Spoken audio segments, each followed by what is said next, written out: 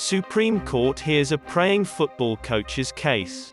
After games, a former high school football coach wanted to kneel and pray on the field, and school administrators objected.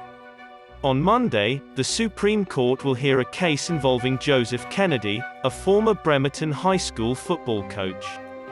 Students were led in a prayer by their coach after every game for many years. School officials realized what he was up to and urged him to stop.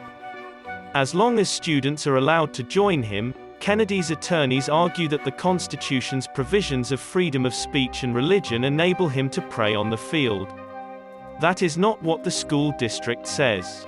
Kennedy's religious speech could make students feel pressured to pray, and it could also lead to lawsuits against the school itself. A solution for Kennedy, a devout Christian, to pray discreetly before or after the game was sought by the school district, according to the district, but Kennedy's lawsuit followed.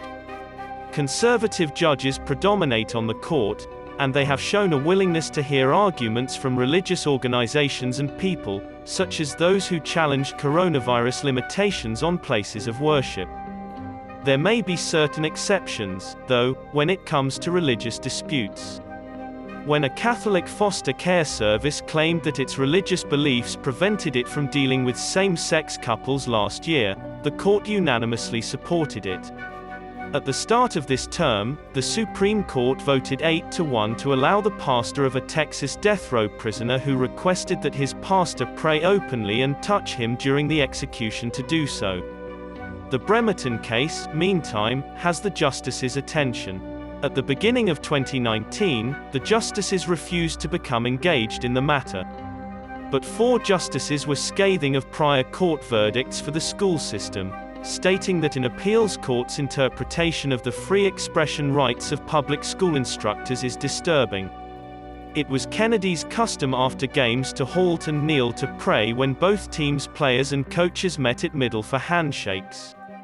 Kennedy expressed gratitude for his team's accomplishments and safety. As students began to join him in prayer on the 50-yard line, Kennedy proceeded to offer a brief, inspiring speech with religious undertones. It is Kennedy's contention that he never compelled athletes to participate or students to pray. Pre-game prayers were conducted by him and the other team leaders in the locker room. Until 2015, the district was unaware of Kennedy's behavior. Once again, he was instructed to cease any overt religious activities while on the clock as a coach.